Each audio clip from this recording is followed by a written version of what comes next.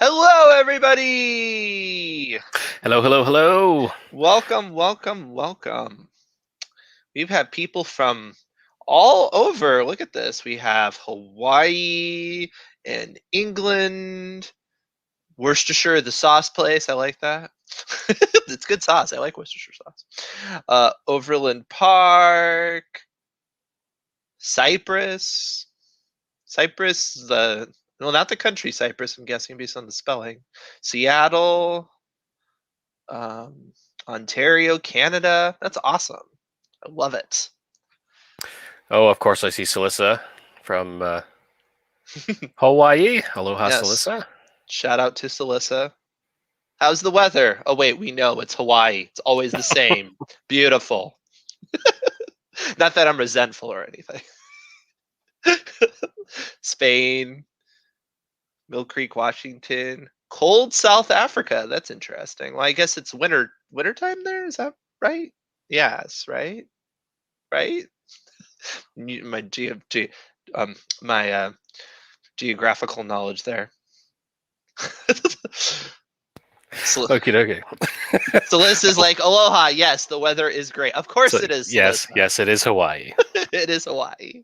It reminds me of this one time where somebody was doing like the weather report in Hawaii and they're like partly cloudy, like, oh no, Hawaii, it's in chaos.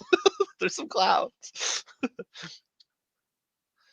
All right, so here we are. I'm here in the middle of nowhere. Maybe you should explain, Gareth, why I'm here in the middle of nowhere, perhaps to some undetermined destination or something like that. Yes, because I'm sure as everybody here has come along to begin is another round of Destination Unknown, which you may have done before, you may not have done before, and I think it's kind of emblematic with Daniel being in the middle of nowhere because you can treat this as the way that this thing tends to unfold. You can either treat it as kind of finding your way back from somewhere or finding your way to somewhere that you really don't know you're going. It can actually work either way by the time you get to the end of it. Now, what we're going to do today, and I'll lay out how the whole thing works, but today we are going to give you the first line of a new story that you're going to write. Now, you can choose, again, this whole thing is open to a lot of interpretation in what you do with it. While we do encourage it to be a short story, because technically speaking, let me get a little banner up here so we can lay out the very basic ground rules. It has been between today, July 6th, to July 20th, which will be 2 weeks from now. 2 weeks. 2 weeks from now, we will end, or well, kind of call the official end of this little community challenge. And the goal throughout that time that we kind of recommend going with, if you want to have something finished by that point, is to write a short story of at least 1,000 words. We're not really going to get into a maximum limit or anything like that, but at least 1,000 words will be, give you some meat to work with, some space within you'll be able to work because we are going to twist you around a little bit. So that said, one thing, since this is kind of just coming off it's almost kind of the hangover from the community writing challenge that we just finished. But to keep everybody writing, as you know, that's what we want to do, is make sure that you're not just writing all the time, but you're doing high quality stuff. Is really what we're here to help you do. And this time around, no judging. This is just for fun. We're just coming together to help each other out, cheer each other along, and have a bit of fun with the setup. So if you decide at the end of the 2 weeks that you really, really love what you've begun and you're just going to keep doing that because that's going to be your next novel, then by all means, continue on and do that. We're not going to hold you to an upper limit and say, no, it must be within 3,500 words. This, everybody, is for you. So have fun with it and make of it what you will. Yeah, and I want to add to that just a minute. When Gareth says no judging, I want you to think of no judging for yourself as well. Really allow yourself to just go with it, have fun, treat it as an exercise. Try to turn off that little internal gremlin you have that says mean things about your writing. Try to just really go for it this time because it'll be helpful, I think. Indeed. That's probably with this particular challenge is why it ends up being so fun and so interesting, is because it almost demands that you do that. is Right. turn off the little thing in your brain. Now, what we what we do in the setup is come up with an opening line, which we're going to announce today, and this is the line that you must begin your new story with. There are a few rules except for these. You must begin with the line that we give you. On Friday this week, we're going to hit you with the twist. Dun, dun, dun. And the twist may be something structural, usually is something structural, or some other nefarious little thing we'll come up with, which is a condition that must be applied to your story. That will arrive on Friday. And then I believe it is the next Tuesday, we will give the finishing line, which is the line with which your story must end. Those are the only three stipulations, and everything else is completely open to your interpretation, whatever way you want to run with it in terms of genre. Especially, I think the line that we have for you today has many, many possibilities of things you could go with, which is always what we want. We want to kind of leave things open to a lot of interpretation. And the closing line tends to be the one that could be the most, I don't want to say stressful, but impactful, because when you're trying to work that in there, this is kind of where I said in the beginning, it can sometimes feel like you're starting from a destination and working your way back to what you could consider stability in your own mind. That can happen when you get the last line. But until we get to that point, just write the story, follow it along, and see where you're going with it. Anything goes.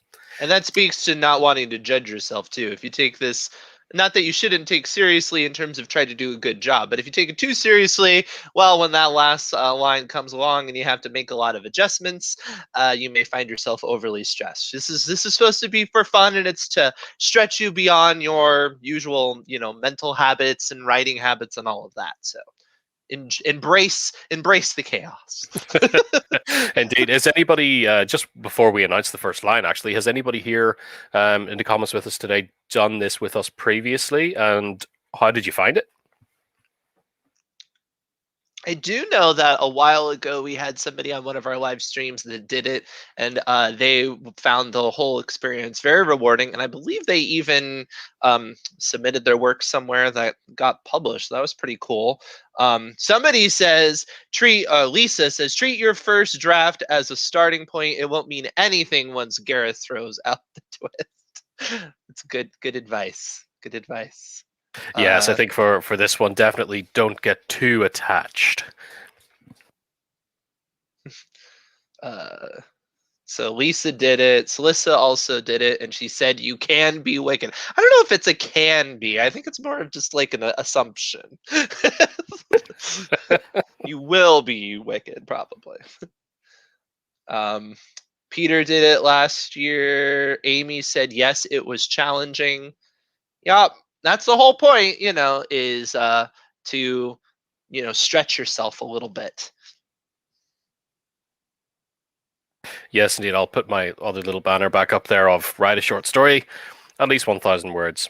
Now, the 1,000 words thing is a good idea because oftentimes we like to kind of mix in a twist that in some way is easier to handle when you're using the AutoCrit platform too, to help highlight things and make it an easier twist to deal with. So that's why we want at least 1,000 words is a good place to start there so that things can actually get searched with enough stability in the system. Now, that's not to say that will be the twist, but you never know. So do keep that in mind. It's all so cryptic. It's all so cryptic when we begin. That's the whole point, though, right?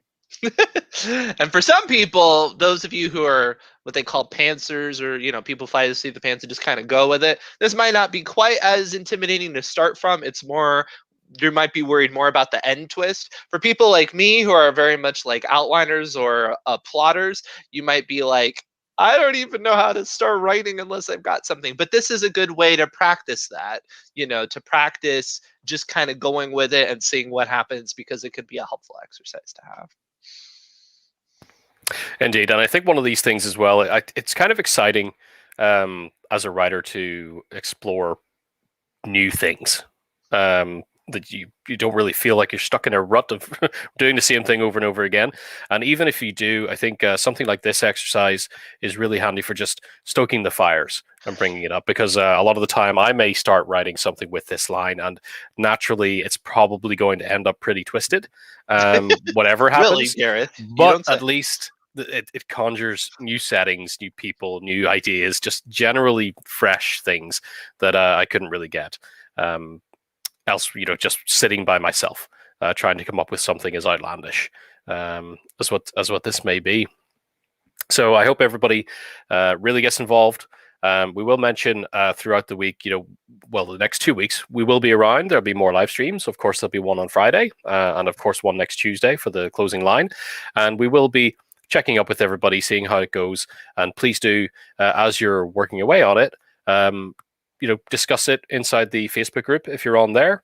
If you are an AutoCrit Pro member, come and talk to us about it on Mighty Networks, kind of share your progress there. If you're not a pro member, Mighty Networks is the membership, the behind the scenes members only community area for AutoCrit members. You can get access to that for the next 2 weeks. I think if you've never signed up with AutoCrit before, just head over to autocrit.com, create a free account, and you'll get an option to join for 14 days for $1, I believe. So if you want that, you can pop into our private community called Mighty Networks and share your work there as you're going. So it'd be great to see people discuss it in both areas, whichever you feels best to you. But do let us know, and you can, when the twist arrives and the last line arrives, feel free to sort of shake digital fists in the air. And that's the kind of hate mail we like, is when we know we're stretching, when we know we're stretching people and they're like, oh, I can't believe I have to make this, artistic, creative choice. It's like, yes, you do. That's what we want. I love P. Fitzgibbons, who keeps talking about this mushroom people idea. He's like, I hope it fits it. You know what? I'm sorry, I have to spoil it now. The opening line is, this was the day all the mushroom people died. So I just don't think it's going to work. No, I'm just kidding. I've been thinking about mushroom people. I recently just watched a movie called Gaia, a horror movie that is pretty much featured about mushroom people. So that's quite well timed. Wow, it's just in the zeitgeist right now. I didn't know. I had no idea this was such a thing right now. And honestly, I think, that idea, that's, considering what our first line is, I think if it were about mushroom people, there's probably some real fun to be had there. So I think what we'll do is shift over to it. All right. Much ado. We'll probably have a pretty shorter than usual stream here today, so everybody can kind of get the line, and while that fire is burning in your head, go do it. Yes. Get started. So let me highlight you, Daniel. You're Hello, in charge. Widescreen. It's like in a film, whenever they go like wide, it implies like a different mindset, right? Or you could have a fishbowl, like a 90s music video. Oh, yes. Fungicide. That's just a great, I feel like that needs to be a book title. I think you got one, Bruce. Make it work.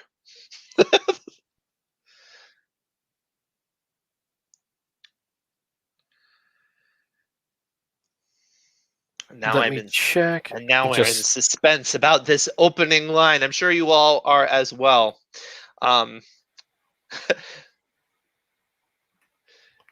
Yeah, this is when images don't want to work correctly. Oh, you're good. I did see that in our comments, somebody mentioned Victoria. She said that she joined in and she posted some of the stories on her blog. So that's really fun. Dwayne said that the story came out well last time, and he made a part 1 and then a part 2 to continue the story. That's always great when, it just inspires the momentum and you just keep going and going and going, a little Energizer Bunny-ish. A lot of clenched jaws last year. Well, I'm really hoping that we can duplicate that, because, that's what we like to do, because it's like no pain, no gain, right? We're like that. We're like that person in the workout coach in the gym that stretches you a bit, and then you kind of curse them while you're doing it, but in the end you're like, yeah, but look at what I was able to accomplish now. Oh, here we go. First line. So we have something going on here, trying to display the photo correctly, but yeah, it's not looking great. That's just going to zoom it. That works. Good enough. It works. Well, the first line for this time around, everybody, is there was a fire in my feet and I couldn't stop moving. All right. There was a fire in my feet and I couldn't stop moving. Now, what's interesting is I don't want to start writing the story, but obviously lots of different ways to interpret the line. We can interpret literally. We can interpret it as some sort of metaphor. It could be in prose. It could be a line of dialogue. You got lots of options, everybody. Exactly. And this, I would also, you can play with this a little. For example, like Daniel said, the first thing that came into my head upon reading it was I almost want to make it a series of song lyrics. And again, that's the kind of thing that you could immediately start with. This could be song lyrics. It could be a poem. Any kind of presentation that you want to give with it. Absolutely, by any means. It can be prose and it can be dialogue. However you want to present it, that is entirely up to you. All that matters is it is your opening line.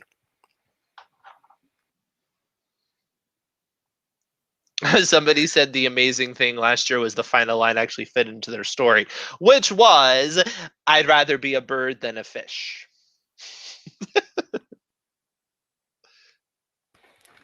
Well, you see, no wiggle room for mushroom people, though. This is where I was thinking mushroom people could be like, what is it? If it's all about little dancing mushroom people? Yeah, I almost picture like the story. movie, I almost feel like the movie like Trolls or something, with the keep on dancing. It's like a bunch of mushroom people. Find my feet and I couldn't stop moving. You know, like some middle grade work or something. or there's all these little mushrooms that are actually like burning a fire. It's almost like Gulliver's Travels or something. And they have this guy like tied up at a stake, and they're like burning a little fire. There's lots of possibilities. Don't give up on your mushroom people. I would urge not to give up on the mushroom people idea. I'm sure it can work. But yeah, I do love the possibilities. I can also see this line as negative, like I was just saying. You know, there actually is something like a literal fire. The reason can't moving is because of some sort of restraint or something like that. Or like it's positive, like there's just an energy, there's a reason, a motivation to get started. You know, it really could. I could see it either way in context. Yeah, I think it's one of these interesting things. You know, like I said earlier, in terms of possibilities, things that this could mean as well. Obviously, I think a lot of people's minds are going to go to dancing, but then there's again, it could be pain. Someone is in extreme pain, but can't stop moving for reasons, and the reasons are what your story's about. Yep. Restless leg syndrome can be really annoying. So, you know, like different possibilities. Or gout as well, I suppose. Exactly, right? Yeah, some sort of inflammation or something. Yeah. In the original Sleeping Beauty, the evil queen is put in iron shoes. I think it's Snow White, but yeah, that's a Grimm reference. At the end, and dances until she dies. Yes. Yeah, I believe that's a Grimm Snow White and Seven Dwarfs. But yes, same kind of idea.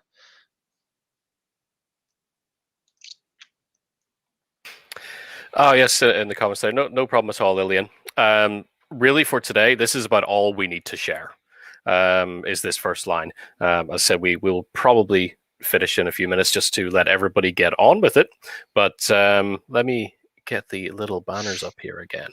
Somebody was like, there's that word was, making this a past tense. I guess that person is not a big fan of it. Well, if you do not want to write your prose in past tense, remember, this could be dialogue.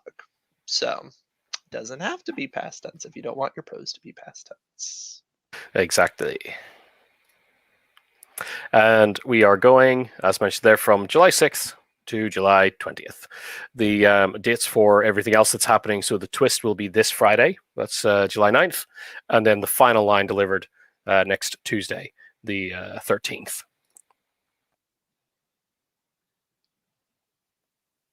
The goal is a short story of at least 1,000 words, but again, we won't hold that as any kind of strict rule. If you decide that this new idea, you're just so hooked on it, you're going to write that for the rest of the year, please do follow your heart and your mind. That's right. Just give Gareth a little bit of acknowledgement for that first line. And again, unlike last time, we won't have a whole submission period and everything like that for this, with any kind of judging and all of that. This is purely for fun, just to keep everybody in the community writing. Right. But if you do want some feedback on your story, best thing, share it on Mighty Networks. Right. If you're not a member, you can think about signing up so you get access to Mighty Networks. But if you want to just stay in the Facebook community too, discuss and share in there. Absolutely. The team behind the scenes here will obviously be around in both places to share in the fun and I guess be surprised by whatever creative ideas everybody can come up with. Yes. And obviously, too, join us here on this YouTube channel and talk about some of the ideas you've come up with in your comments. You won't be able to put it up. Unfortunately, YouTube doesn't allow you to put in all 1,000 words, but you can at least share, some of the direction that your story went. It's always fun to hear where people's mind ends up, because as much as Gareth and I can sit here and imagine all the different postulations of where somebody might go, I'm sure there's going to be stuff we would never think of in a million years. So I'm curious to see where this goes. Like mushroom people. Like mushroom people. You know what? I did not begin this feed thinking about mushroom people whatsoever, and now that's all I can think about. So thank you, Fitzgibbons, for that. Timothy asked the question, what was the twist last year? We've this has been done a handful of times. I would have to go back and look at what specifically the twists were in the past. I can't recall it off the top of my mind right now, but some of them were definitely structural things. For example, restrictions on dialogue, or amount of repetition and things like that, that we try to make you really pay attention to the language that you're using and the presentation of the piece in a way. That's where we like to put the twist. I think there's other ideas for twists that we have, like you must have an element of thriller or something, or must be a mystery in the middle or something like that, are also kind of twists that we like to put in there. But this time around, again, we're going to keep it hush-hush as to what's going on, so you don't really know whether it's going to be a structural or a story thing. My mushroom psychic, or maybe physician, made my feet feel like volcanoes. I like that. I just like the idea of a mushroom medical professional just sitting there in the little chair in that little stool, like a little book.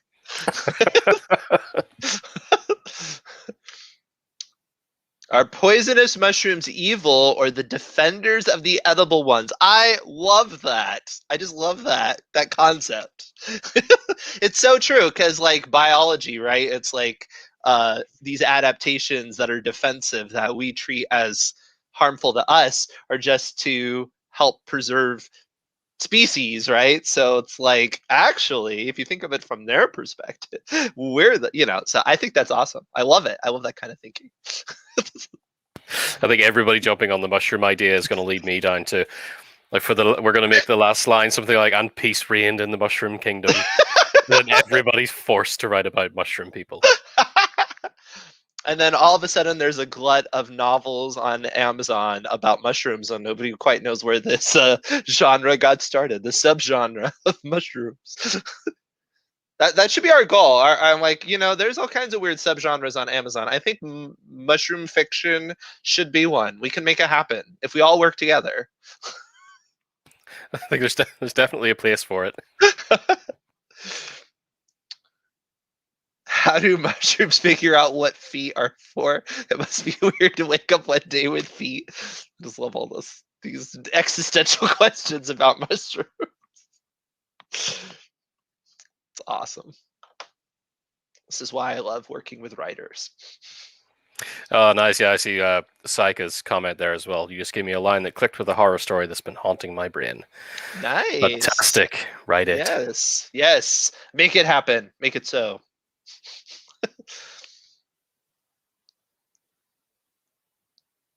All right. So that being said, now that you have this first line simmering in your brain and you're ready to go off to the keyboard, we don't need to hold you up here. But what is the next stage, Gareth? When will they see us next in order to proceed through this destination unknown? So the next is the twist, arriving on Friday this week. Ooh. So a few days' time. Yeah. We only have 3 days. Mm-hmm. So in 3 days' time, we're going to throw a twist at you, which is going to make more sense or have more of an ability for you to get your hands real dirty with if you start writing today with this first line. Is type it out yourself in your, whether you're using AutoCrit or your word processor of choice, and just go with it. Really just go with it. Is probably the best thing to do. So that you have some writing done by Friday, so we can hit you with the twist. And then you can get to work on that.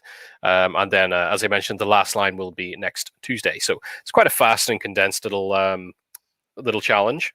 And we will have a closing stream on the 20th to kind of talk about some of the stories that people have come up with, share those ideas, have a bit of fun with it, and celebrate, really. So even though the last line arrives with you all next Tuesday, you will then have the remainder of that week to finish up and do final edits and everything that you need to polish it up. Absolutely. And yeah, I'm looking forward to seeing what kind of work has been done by Friday, where you're going, and how the twist might make it affect it. I'm curious. Gareth is known for his tricky twists and tricky endings. So Yeah, we'll see this time around. We may ease off a little on the twist. If we've got plenty of people that haven't done it before, might ease up a little on the twist. But again, that's not a promise. So we'll just have to wouldn't see. it would be like what is that, like a double twist? If you're like, the twist isn't going to be that bad, and then the twist is crazy. It's like the twist has a twist. It's like it's a double twist, fooled you. But no, that's it. So there we have it. The first line: there was a fire in my feet, and I couldn't stop moving. What does that mean? Why? It's story time. It is story time, and I'm excited to get writing. I'm sure everybody else is. So go get writing. Share your work on Mighty Networks. We'll see you on Friday. Thank you all for coming. All right.